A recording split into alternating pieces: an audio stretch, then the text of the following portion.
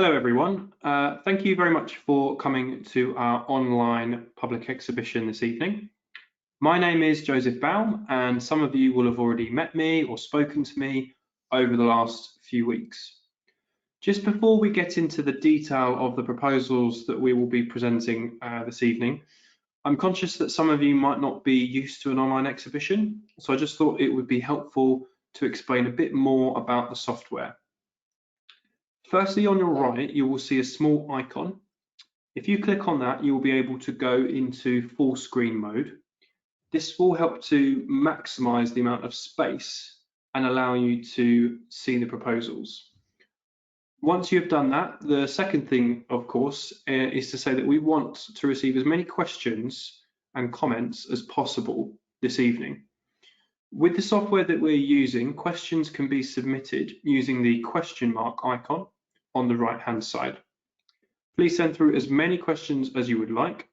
And a bit like BBC Question Time, we will be going through these questions this evening and trying to answer as many as possible in a live Q&A with the team later on once we've presented the proposals. Thirdly, if you're not able to make the entire session this evening, you can download the key information using the download icon at the bottom right of the screen. Here you can find copies of the information that was on display this evening, as well as the leaflet that was distributed to local residents about 10 days ago. We are here to fully set out the emerging proposals at just off Shirley Road, and I do thank you very much in advance for your time and for giving us the opportunity to present to you. All of the immediately neighbouring residents have been informed about the exhibition and encouraged to attend. And a number of meetings have also been held with your elected representatives, with Rushden Town Council and with Hyme Ferrers Town Council next week. For the people who aren't able to attend this evening, we've offered to circulate a recording of the exhibition or a hard copy in the post for those who don't have access to the internet. So it's not just me this evening. We're also lucky enough to have a number of representatives from Ilke Homes. So we've got John, Hannah and Emily. Ben is also here on behalf of Ilke Homes. Ben is doing a lot of the planning work. Craig and Simon are the architects who have put together the emerging plans for the site. Myself, Joseph Baum, and I'm also supported by my colleague, Jack. So I suppose that's enough from me. I'll now hand over to John just to explain a bit more about Ilke Homes. So over to you, John. Thank you, and thanks to everyone for attending this evening. So just a little bit about Ilke Homes. You may or may not have heard of us, but we are one of the largest UK volumetric house builders. We build all our homes off-site as part of a big drive in this country for modern methods of construction to increase house building capacity in the well-documented housing crisis. We're based up in Yorkshire with a factory with a capacity of 2,000 homes a year, which we're hoping to fill over the next few years. And as I said, our product is volumetric, so it's all built off-site and delivered to site in a couple of modules, and therefore only takes a couple of days to build, tie the unit together, and residents can move in pretty quickly afterwards within a matter of days or weeks. We're the only volumetric house builder in the UK to have NHBC accreditation, meaning our homes are built to the same standards as traditionally built new builds and have the same lifespan as well. So in terms of what are modular homes, you've probably heard of things like timber frame homes. We're slightly different to that in that we're volumetric, so everything's built off-site. It's actually a steel frame construction, and that image on the left you may be able to see. The modules come in a ground floor, first floor, and a roof. I say can be assembled within a couple of days. Everything's therefore built within warm factory environments. So a lot of the delays and issues you have with new build housing estates are taken away, and then the the building on the site is therefore a lot quicker and a lot less disruptive for local residents. So if we talk about the benefits of modular homes, on-site noise and disruption for local residents is down quite considerably. We're not really affected by the weather other than groundworks. We're more environmentally friendly, so our product is 20% more heat efficient than traditional new builds, costing an average of £1 a day to heat. That makes us, I think, 92% more efficient than the rest of the UK's housing stock as well. The risk of accidents for construction workers are much lower. Everything's built at a sort of ground level as the modules are built.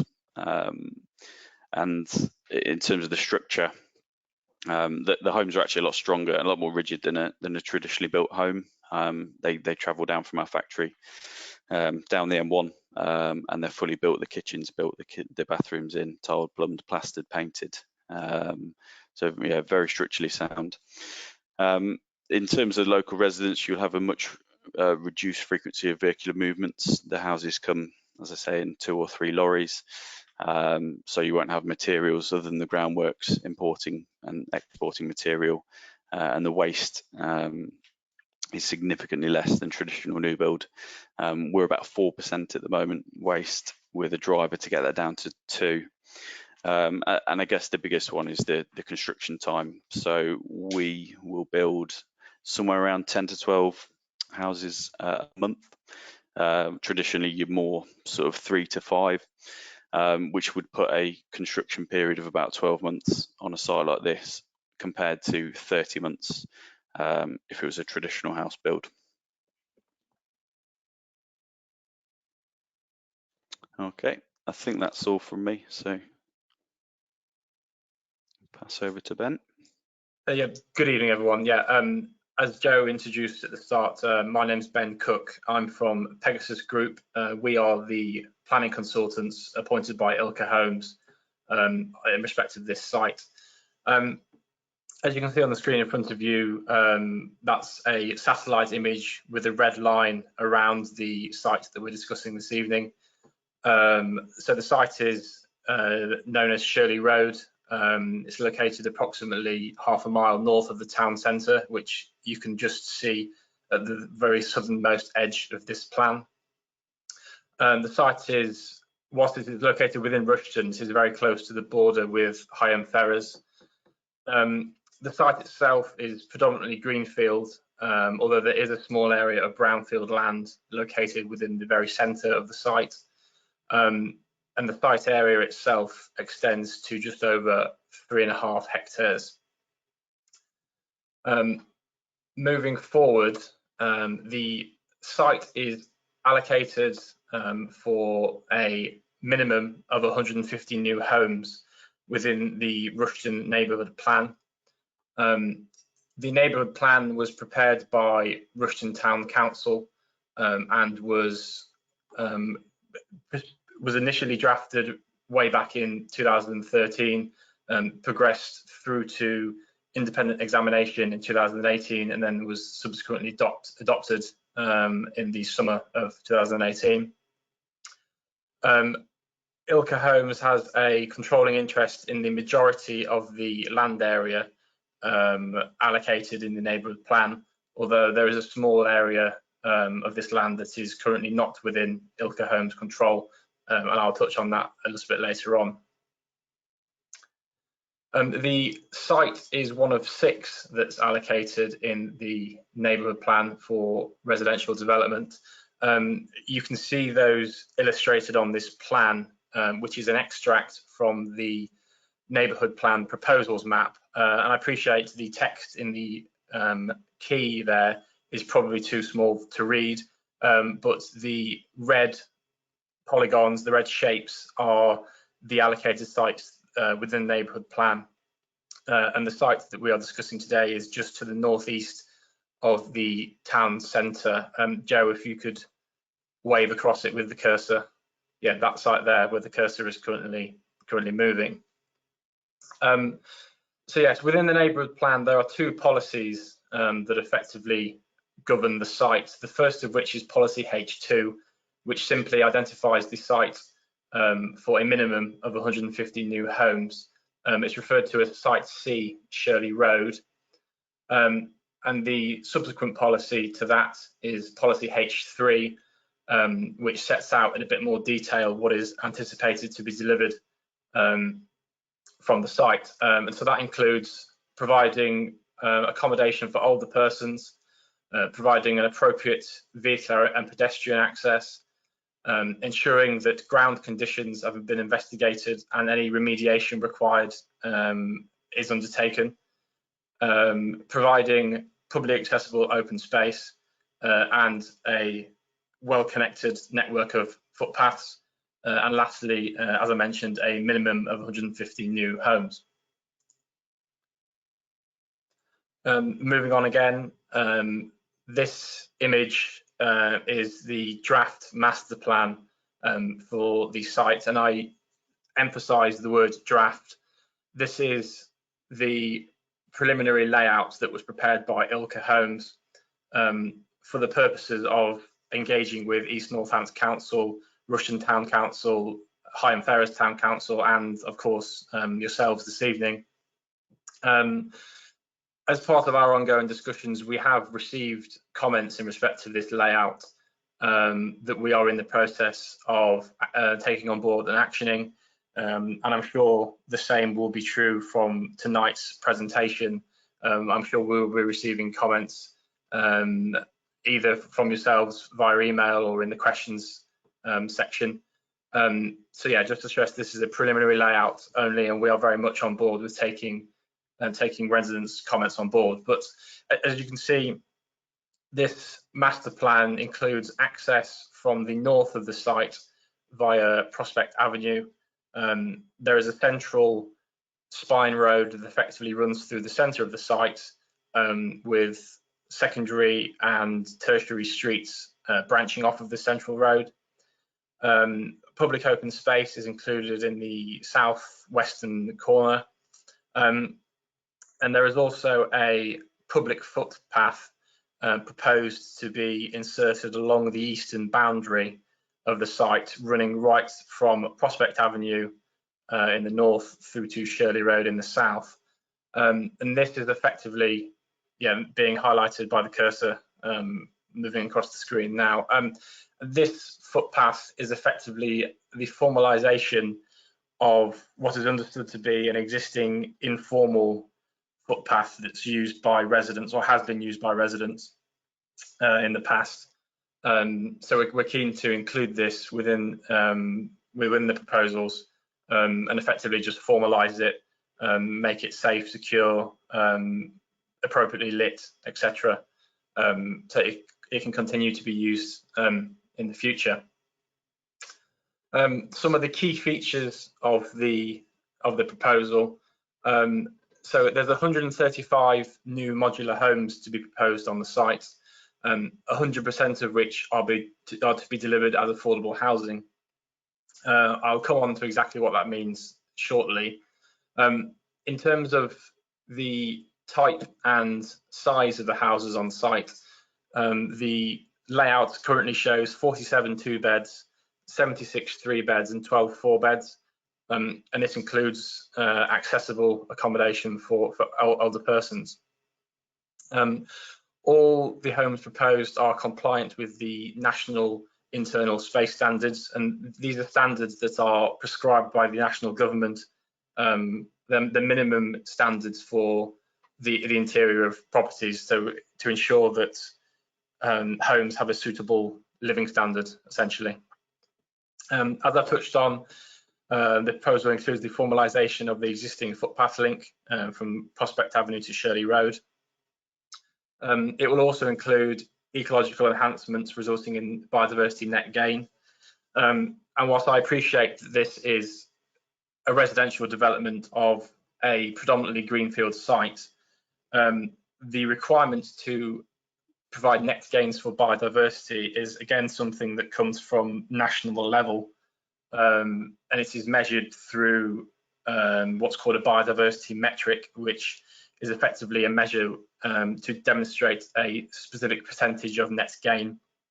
And And as I said, this is a national requirement, so it's something that will be delivered on site through the open space, etc., and other measures. The proposal will respect the character and density of the surrounding area. And again, this is a key requirement that's enshrined within the neighbourhood plan. And you'll notice that the allocation is for a minimum of 150 new homes, yet we are only at 135 as part of this proposal. And part of that is due to our desire and wish to respect the character and density of the surrounding area. Lastly, as John mentioned earlier, Ilke Homes are the only house builder accredited by the National House Building Council. And yeah, as John said, this means that all the modular homes on this site are fully mortgageable. They are backed by all the major high street banks and lenders. They come with the same guarantee in terms of minimum lifespan as a conventional new build property. And yeah, as John said, they are just as robust, if not more robust, than a traditional conventional new build. Moving on, and this is the point I touched upon earlier, what exactly does affordable housing mean? Well, affordable housing, the term affordable housing is something that, again, is defined in national policy. And there are a variety of types of affordable homes which are listed on screen. And I should stress that these homes, we are not saying that all of these will be provided on site. The precise nature and tenure provision of the homes on site is still being determined. But the predominant message for the term affordable here is that any charge, be that a sale price of a home or the rental value of a home, the affordable element requires it to be at least 20% below the prevailing market value. That is the prevailing market value for the equivalent house or bungalow or apartment in the vicinity. So, for example, clearly house prices are not the same in London as they are in Newcastle. So what is affordable in one location is not necessarily affordable in another. But we are advised by East Northants Council that there are currently 847 people on the council's affordable housing register who are wishing to have an affordable home within Rushden. So clearly there is quite a strong need for these affordable homes, which Ilke Homes are hoping to make a contribution towards meeting that need. Moving on again, this is an enhanced image of the plan for the proposed vehicular access, which, as I said, is proposed to be from Prospect Avenue to the north. This is in part due to the fact that an access from Shirley Road is not achievable as the land is not owned by Ilke Homes. I'll touch on that a little bit more in the next slide, but essentially that land on land registry is currently unregistered, so it's not as though Ilke Homes have failed in agreeing a purchase price for that site or refused to buy it or anything like that. It was simply that the landowner for that site was not known. However, following our engagement with East Northants Council, the town council members, etc., I understand that in the last week or 10 days or so, the owner of that area of land has now actually been identified.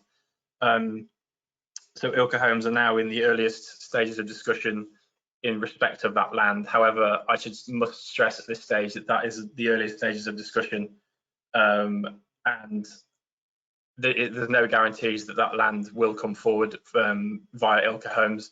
So at present, access is proposed from Prospect Avenue via the demolition of the garage for number 71.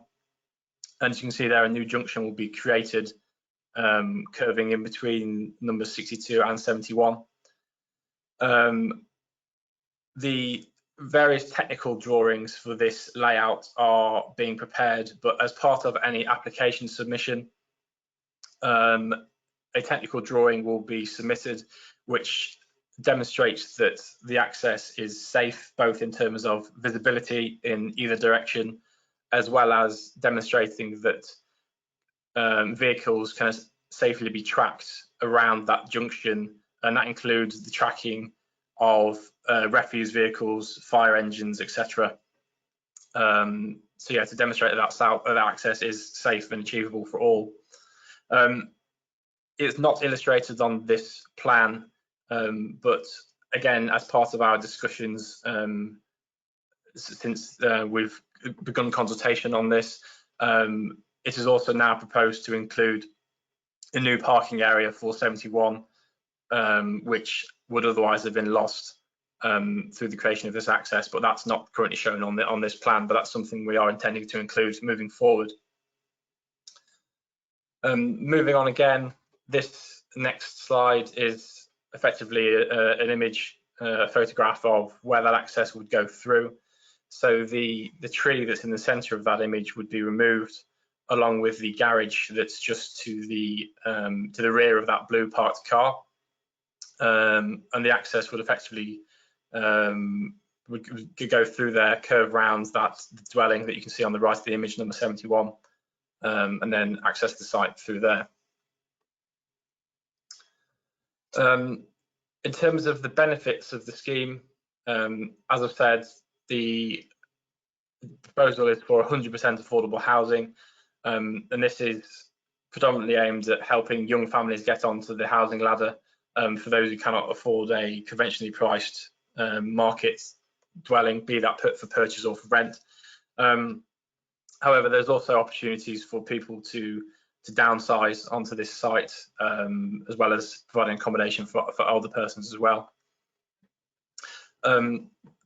This site will provide financial contributions to help improve local infrastructure, such as schools, doctors, etc. The precise extent and nature of those contributions is not yet known, simply because we are so early in the progress of this application, but that's something that would be discussed with East Northamptonshire Council and the relevant third-party bodies who control all of those relevant pieces of infrastructure. As I said, the provision of public open space on the site to the southwest, as well as the footpath connecting Prospect Avenue to Shirley Road, which should improve and make safer the local connectivity in the area. And then lastly, as John has already set out in some detail, these homes are environmentally friendly in their design. As John said, they are 92% or thereabouts more energy efficient than the existing housing stock across the UK, which is a significant benefit of the scheme. And as John said as well, the modular method of construction results in less waste due to the fact that you don't have materials being delivered to the site. It's all managed in a factory controlled setting, which again reduces the impacts of these dwellings on the environment. Okay, thank you very much, Ben. If I could just ask the consultants, the team, to put their webcams on, if that's okay. I know that we've had some questions coming through from some of the residents this evening. Hi Hannah, hi Ben, hi John. I know that Emily's camera isn't working and neither is Simon's, but obviously they're here so they can answer any questions as well. If I can just start then with a question that's come through from Anne. Why are the homes being brought forward on this site rather than as part of Rushden East? Ben, is that one for you? Yes, I was about to say, shall I field that question? So yes, this site is being brought forward principally due to the allocation in the neighbourhood plan, which, as I set out earlier, was a document prepared over a number of years, but adopted in 2018 prepared by Rushden Town Council. The housing requirement within that neighbourhood plan is to an extent driven at the local authority level, so by East Northamptonshire Council, which is why there are several sites in the neighbourhood plan, in addition to Rushden East extension. From memory, the housing figure for Rushden that's in the East Northamptonshire Council local plan is somewhere in the region of 3,200, of which the neighbourhood plan deals with around 600 of those. And as I said, yeah, this site is one of those in the neighbourhood plan. Okay, thanks very much, Ben. Another question from Anne. It might not be the same Anne, but she said, can you provide some context on the affordable housing? Will it be social housing, mortgaged, etc.? Hannah or John, do you want to pick that up?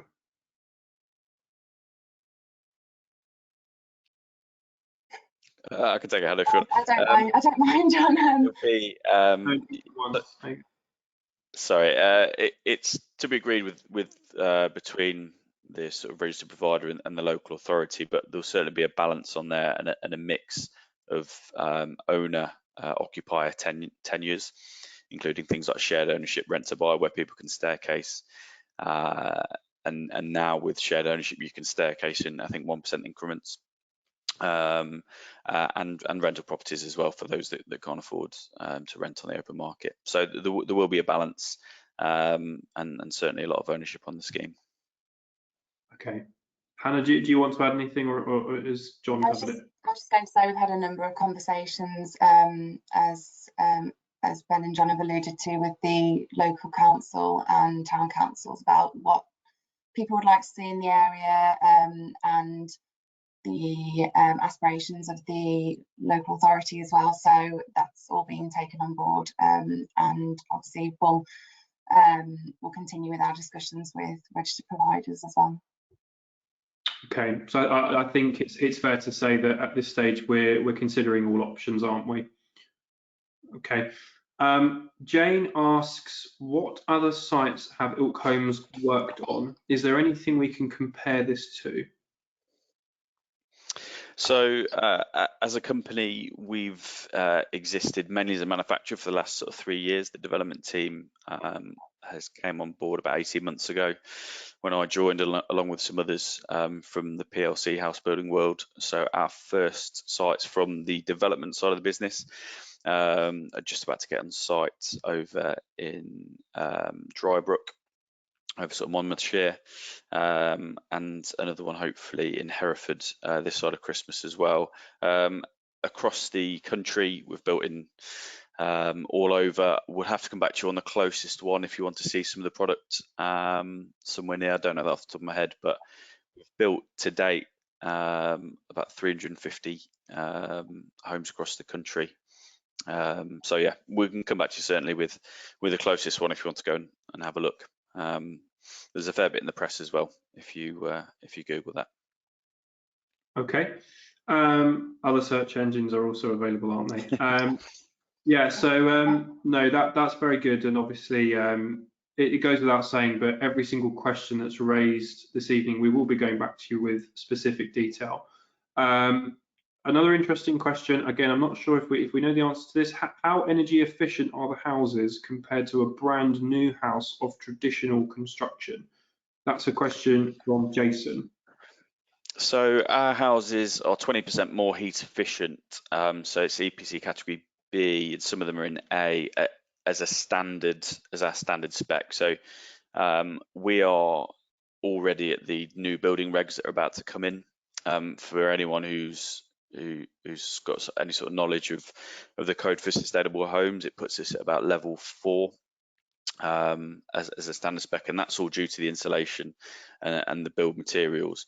To jump from there into zero carbon, we've done a scheme in Greenwich and one in Newark where we reach zero carbon. It's not so much of a bigger leap for us because our standard spec is so efficient. So that took some air source heat pumps and solar panels. So we are doing exemplar schemes across the country. I think we've got an aspiration as a company to start building zero carbon homes as standard over the next sort of 5 or 10 years. But obviously the cost implications are still a fairly big barrier to that across the whole industry. But yeah, our standard spec is certainly much higher in terms of sustainability and efficiency. Okay, thanks, John. Terry has asked, who have you spoken to about these proposals? If I just quickly take that, and then Ben, if you want to cover anything that you think I've missed. So we've had some initial discussions with your elected representatives on East Northamptonshire Council. Those are ongoing, I think it's fair to say, at the moment. We also had a presentation we gave a presentation to Rushden Town Council earlier this week.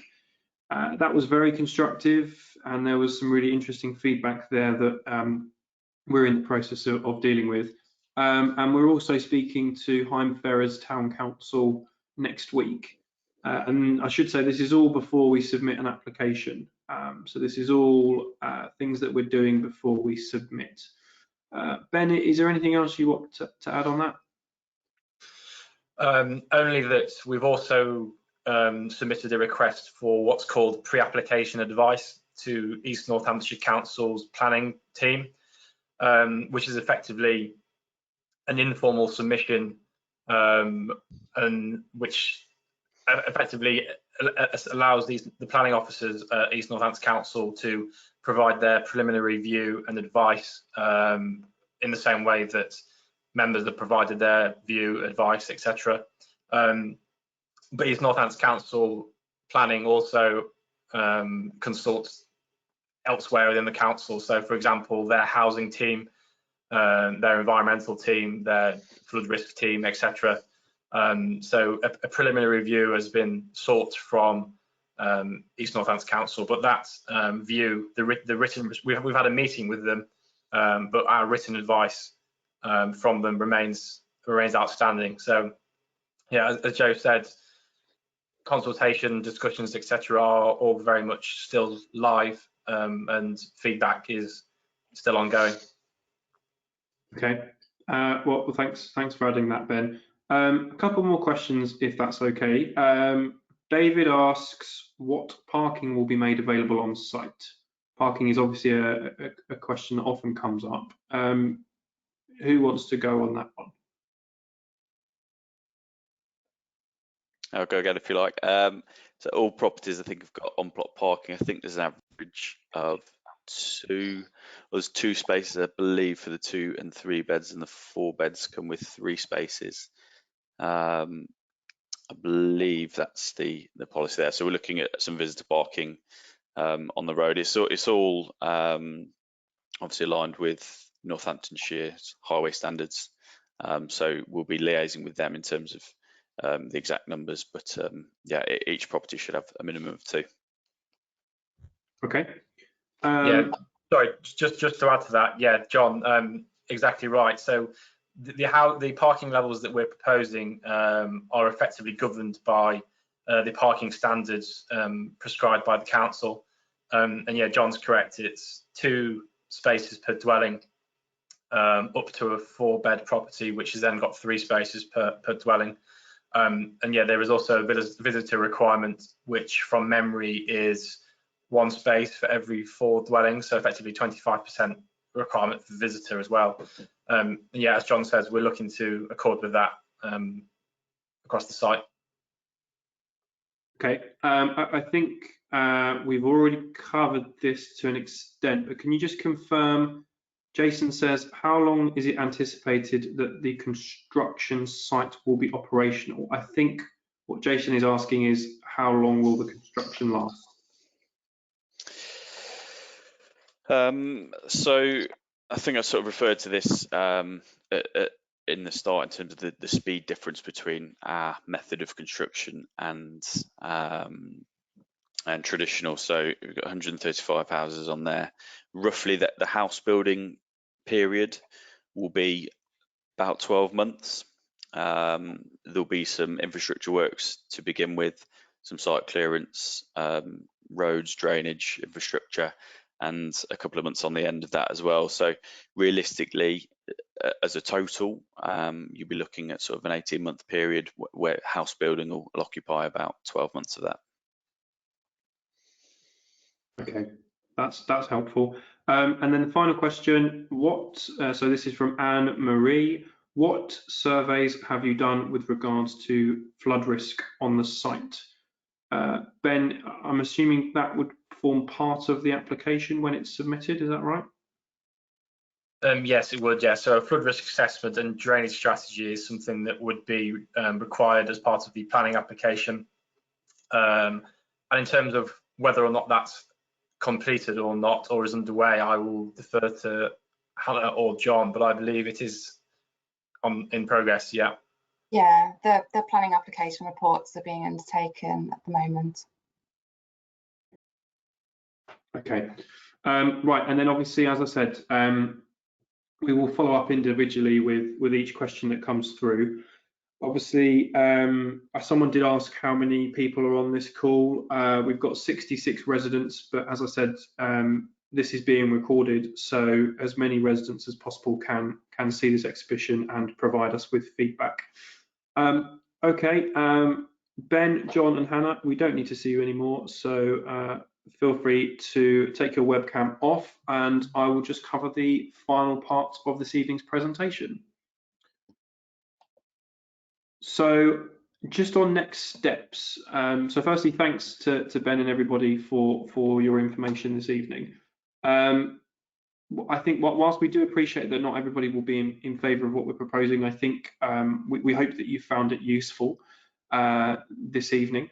And thanks again for sending your questions through.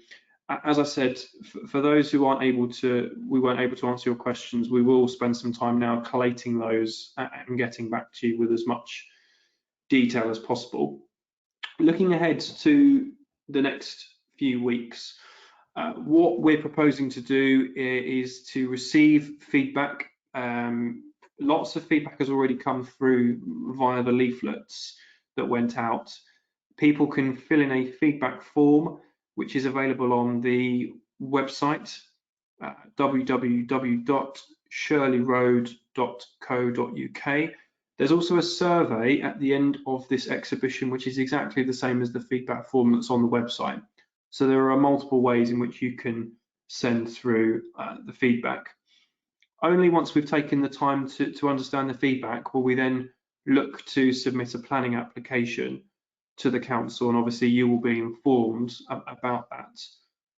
So we're hoping to do that early next year with a view to the council determining any planning application later that year.